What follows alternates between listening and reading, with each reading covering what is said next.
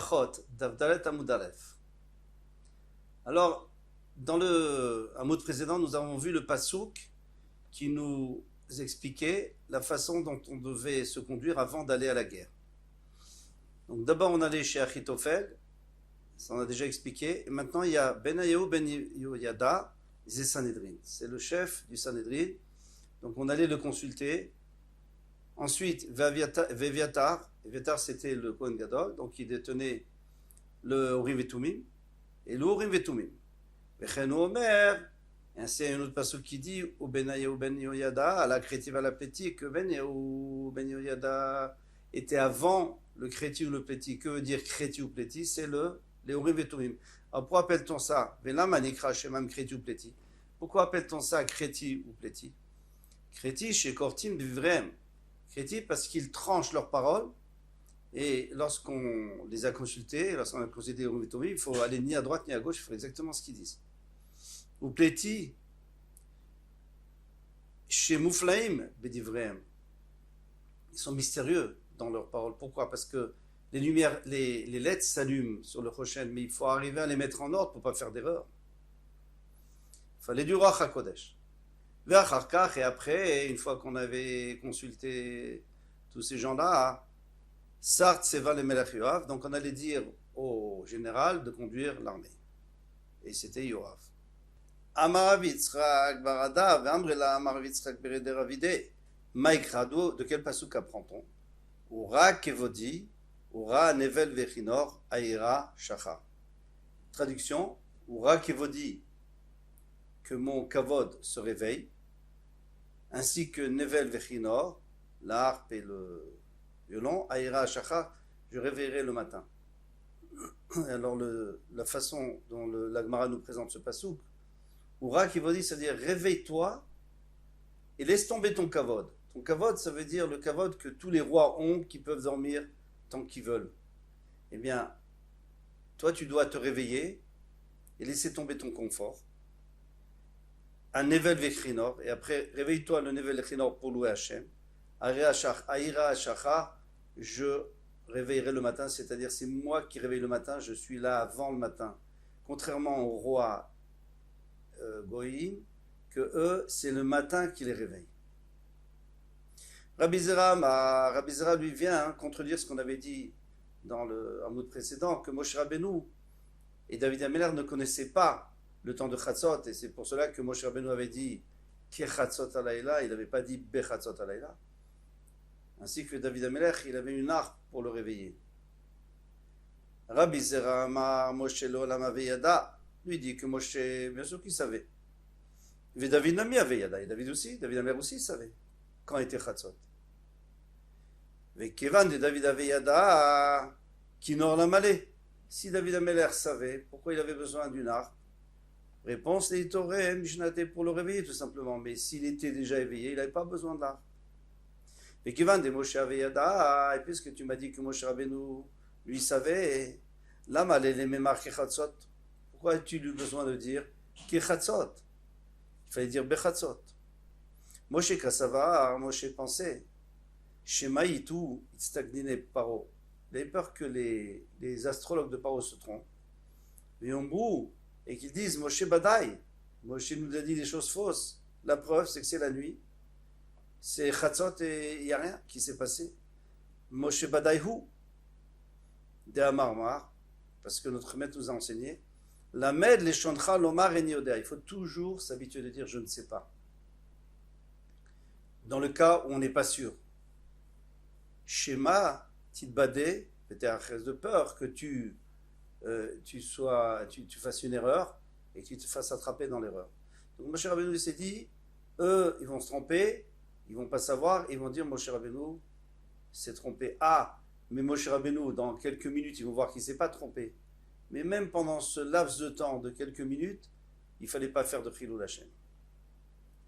Ravashi Amar Bepalga Urta Detlesar Naghe Arbaasar Avekae. Ravashi dit que on était là, à ce moment-là, lorsque Moshe Rabbeinu a parlé au Bnei Israël, on était à minuit du 13, avant le matin, avant le 14. Ve'achi kama Moshe l'Israël, et ainsi Moshe Rabbeinu a dit au Bnei Israël. Là, il ne parle plus à Paro, il parle au Bnei Israël. Amara Kajbochou, Akjboch a dit les machar, demain, qui chatzot alela, comme chatzot, comme ce soir, à la même heure que ce soir. Qui aïdna, comme maintenant, Ani Yotze B'Tor Mitzrayim, Hachem a dit qu'il sortirait dans Mitzrayim pour Makat Bechorot. Une petite question, c'est que dans le Passouk, c'est clair qu'il parle à Paro, il ne parle pas au Bnei Israël. Et la réponse, c'est que c'est vrai qu'il a parlé à Paro, mais depuis longtemps, puisque il n'est plus rentré chez Paro. Il avait promis à Paro de ne plus jamais rentrer chez lui, puisque Paro s'était énervé contre lui. Il a dit, moi je ne reviendrai pas, c'est toi qui viendras. Donc lorsqu'il a parlé à Paro, il a peut-être dit Bechatzot alayla, au milieu de la nuit. Mais lorsque maintenant, la veille, il parle au Bnei Israël, il leur dit Kechatzot, c'est-à-dire comme maintenant. Donc le kaf, c'est pas pour nous dire à peu près, c'est pour nous dire de la même manière que maintenant il est Chatzot, demain, à la même heure. Alors la Torah a voulu garder les paroles de Moshe Rabbeinu lorsqu'il a parlé au Bnei Israël. Bien qu'en vérité, la Torah, à ce moment-là, il était en train de parler à Paro. Ensuite, les David, Shamra Nafshi ki Chassidani. Ici, on rentre dans l'autre sujet, dans le sujet de David Amelech, encore une fois. David Amelech dit Shamra Nafshi, garde mon âme, ki Chassidani, car je suis un chassid. Un chassid, c'est quelqu'un qui va l'ifne bishuratanin, qui fait plus que ce qu'on lui demande. Lévi et Rav Yitzchak, alors il y avait deux avis pour savoir en quoi il était un chassid. Lévi et Rav Yitzchak. Chadamar, il y en a un qui dit Kach Amar David ifne Akadosh Baruch Hu, ainsi a dit David Amelech devant Hachem.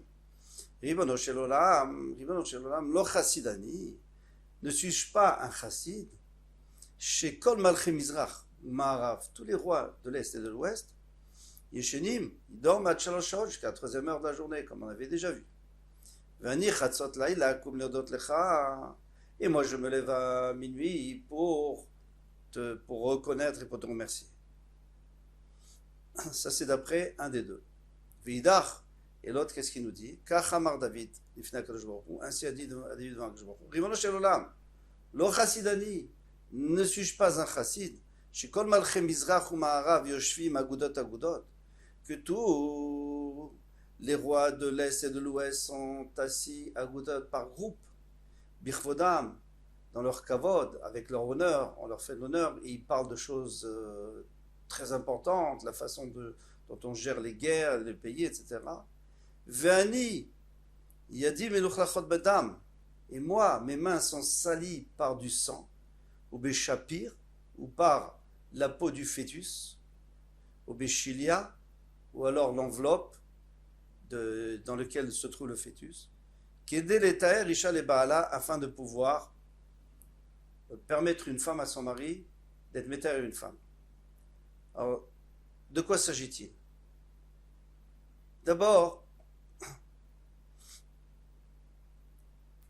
il faut savoir que une femme qui a eu une fausse couche, elle a deux possibilités. Ou alors, le fœtus n'était pas encore assez évolué, donc c'est une femme nida normale, une nida normale. Et si il est suffisamment évolué, alors là c'est un accouchement réel, et alors il y a des dynimes de Touma et de Tahara, etc. Maintenant, David Amelech, lui, il s'est mêlé de ça. Pourquoi il s'est mêlé de ça? Parce que d'interdire, c'est facile. On peut dire à une femme, tu es nida, et puis voilà, ou alors c'est un accouchement. C'est facile d'interdire. Mais le koach hamatir, lui, David Amelech, il voulait aller jusqu'au fond, jusqu'au bout pour être sûr que peut-être qu'on pouvait la permettre à son mari. Pourquoi il a fait ça? Une des raisons, c'est parce qu'il voulait avoir une capara sur l'histoire de Bathsheba. Donc, c'était le même ordre d'idée.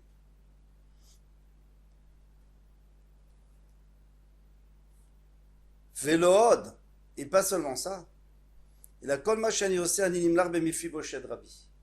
Une deuxième chose que je fais, c'est que chaque fois que j'ai permis ou que j'ai interdit, je vais chez Mephibosheth mon Rav et je lui demande est-ce que j'ai eu raison ou tort. Alors, souvent il disait qu'il avait eu raison. Il y avait des moments où Mephibosheth lui avait dit non, tu as eu tort, c'est pas comme ça. Et alors, David Amelech avait une boucha, avait un bisayon. Et ce bisayon, c'est aussi mechaper sur la vente de Bathsheba. Maintenant, on va voir plus loin que, a priori, il ne s'était pas trompé, c'était Mephibosheth qui s'était trompé. Mais Omerlo, Mephibosheth, il disait, Mephibosheth Rabbi, mon maître, il a fait Danti, est-ce que j'ai bien jugé? Alors il peut y avoir plusieurs jugements. Il a fait Chiyavti, il a fait Zachiti, est-ce que j'ai bien rendu Chayav? Ou alors j'ai bien rendu Patour dans le cas où il y avait dîner des Fachot? Ou alors dans le cas où il y avait dîner Mamonot? Il a fait Tiarti, il a fait Timeti, est-ce que j'ai bien rendu Taor et Tamé dans le cas où il y avait dîner Touma Vetahara, et éventuellement Kashrut aussi. Vélo Boshti, j'ai jamais eu honte. Même s'il disait David, tu as tort. Amar Rabbi Yoshua Bered Ravide. Rabbi Yoshua, le fils de Ravide, a dit Maïkra. Et où on a vu dans quel passouk on a vu que David Amelech faisait cela? Vadabra bedotecha neged melachim. Et je parle bedotecha, tes témoignages, ça veut dire tes halachot, tes lois, neged melachim, devant les rois. Velo evosh, et je n'ai pas honte. Alors Mephibosheth, il le considérait aussi comme un roi parce qu'il était un très grand chacham. Tana, lo Mephibosheth shemo. En fait, il ne s'appelait pas Mephibosheth au début. Et là, Ishbosheth. C'était Ishbosheth, shemo. Velama nikra shemo Mephibosheth. Pourquoi est-ce qu'on l'a appelé Mephibosheth? Shayem evayesh pene David ba'alacha, parce qu'il faisait honte à David Amelech ba'alacha. Mephi Bosheth. De ma bouche, quand je lui parlais, j'avais honte. David, c'est pour cela qu'il a mérité d'avoir un fils qui s'appelait Kil'av. Qu'est-ce qu'il avait de spécial? Son vrai nom, c'est pas Kil'av. Il a Daniel Shemo. Il s'appelait Daniel. Mais la manikra Shemo Kil'av, et pourquoi est-ce qu'on l'a appelé Kil'av?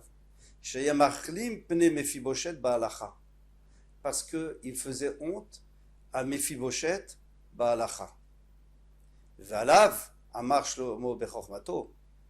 Et dessus a dit Shlomo dans sa chorma, béni mon fils, im chacham libra, si ton cœur est chacham, est intelligent, ismach libi gamani, moi aussi je serai heureux, moi aussi je serai heureux. Ve'omer chacham béni, il est chacham mon fils, ve'samach libi, et donc mon cœur s'est réjoui, ve'ashiva chorfi davar, et j'ai pu répondre à ceux qui me méprisaient, m'insultaient, une parole. Alors ici, il faut essayer de comprendre. Donc, il avait été très, très, très fort, encore plus que Mephibosheth. Mais le problème, c'est pas très habituel de voir David Amelech qui va être joyeux parce que Mephibosheth va avoir honte.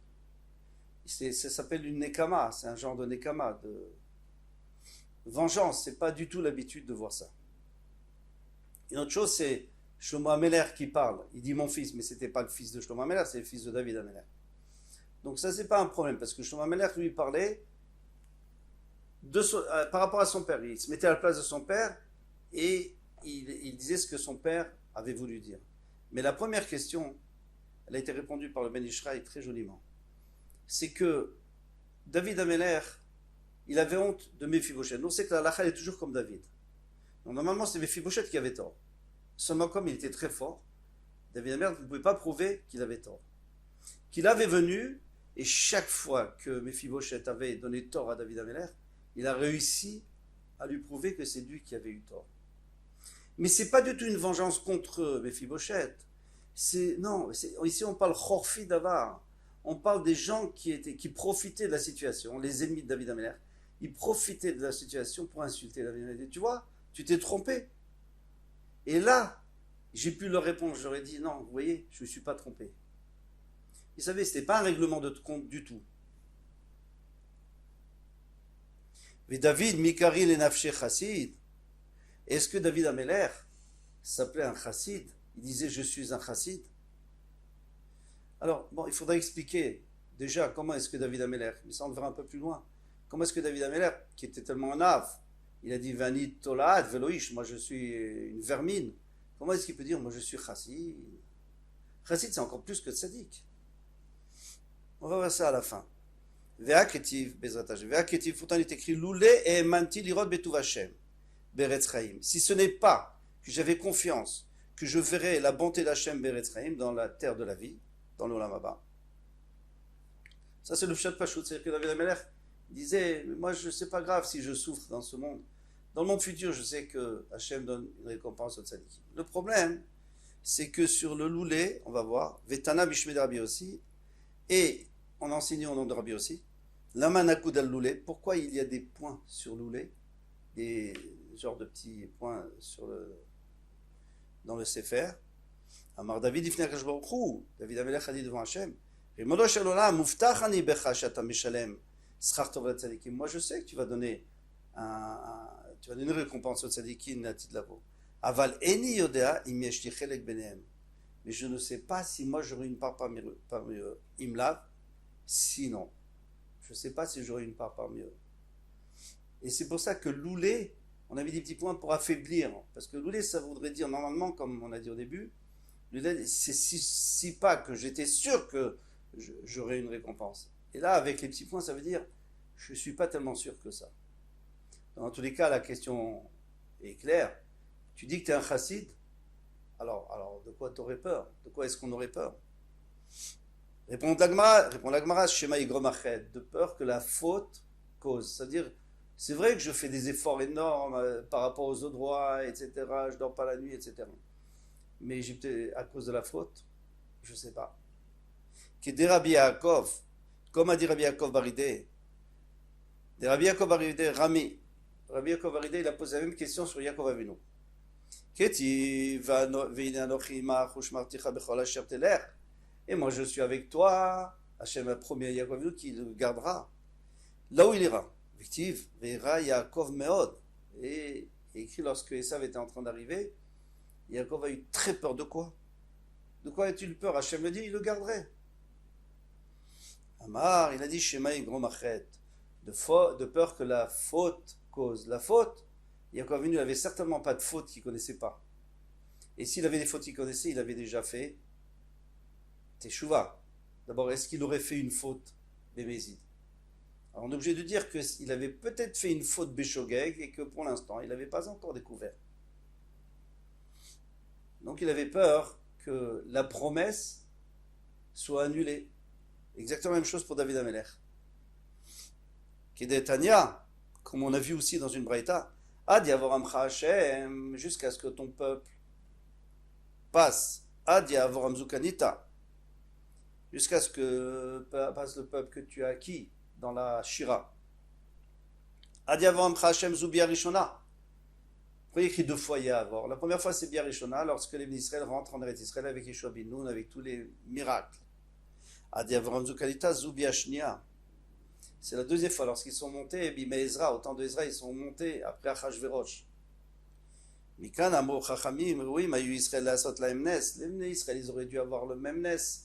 Bimei Ezra, au temps de Ezra, Keder Shenas Laem Nes, Bimei Yoshua Binoun, comme au temps de Yoshua Binoun. Et là, chez Garamachet, mais la faute a causé, la faute qu'ils avaient commis, les fautes qu'ils avaient commis à la fin du premier Beth Amikdash, qui ont causé la destruction, ont fait que lorsqu'ils sont revenus, ils n'ont pas eu les mêmes miracles. Quels étaient les miracles de Yoshua Binoun? C'est que chaque fois qu'il allait quelque part, il gagnait et il faisait absolument ce qu'il voulait. Tandis qu'eux, ils étaient obligés, ils étaient assujettis au roi de Perse, qui était Koresh, et puis après Achashverosh, et après Dariavesh, son fils. Et ils étaient soumis à eux, ils faisaient seulement ce qu'eux voulaient. Et lorsqu'on arrêtait de construire, on arrêtait de construire. Lorsqu'ils voulaient continuer, on continuait. Ils n'ont pas eu ce pouvoir, justement, à cause de la faute. Maintenant, pour terminer, pourquoi est-ce que David HaMelech dit qu'il est chassid lorsque lui, David HaMelech, était tellement anav? David HaMelech, il avait un gros problème. En tant que roi, il avait des obligations. Tous les rois ont beaucoup d'obligations, beaucoup de pression. C'est terrible la pression qu'un roi a sur lui. Il est responsable de tout un peuple. Et qu'est-ce qui lui permet de surmonter et de continuer à régner? C'est le fait qu'il a la possibilité de se reposer, de se lever tard. Il n'a pas le travail. C'est lui qui décide quand il veut travailler. Et à part ça, il est assis avec les autres rois, avec les princes. Il a des fêtes, il a de la détente, il a tout ce qu'il veut. David Amelach, lui, s'était débarrassé de tout ça. Très peu de sommeil, pas de kavod, bisayon, etc., etc. Alors il a dit à Hachem, il a dit, je t'en prie, protège-moi, parce que je ne peux pas tenir comme ça, je ne peux pas vivre comme ça. On est obligé d'avoir une compensation. Alors il dit, protège-moi, ki chassidani. Parce que moi j'ai fait l'ifné, mais j'aurais tadiné. Tout ce que je fais, je ne suis pas obligé de le faire. Moi je pourrais me conduire comme un roi normal. Et là j'ai fait ça, ki chassidani, j'ai fait ça. Mais c'est pas du tout, il n'est pas en train de se faire des louanges. Ki chassidani. Je me conduis comme un chassid, donc j'ai besoin de ta protection. On peut même rajouter qu'à partir du moment où quelqu'un est chassid, il a besoin d'une protection, même s'il n'est pas roi, n'importe qui. Parce que le Yitzhara va s'attaquer beaucoup plus à un chassid, à quelqu'un qui est proche d'Hachem. Parce que le chassid, s'il rajoute sur les mitzvot de la Torah, c'est parce qu'il veut faire plaisir à Hachem. Il ne veut pas juste se rendre Yotzé. Donc il va faire des efforts. S'il fait des efforts, il aura plus de Yitzhara. Il va absolument vouloir l'attaquer. Et alors il va demander à Hachem de l'aider, qui chassidani. Voilà pour ce Hamoud. Au revoir et à bientôt, Bezrat Hashem. Kol Tov.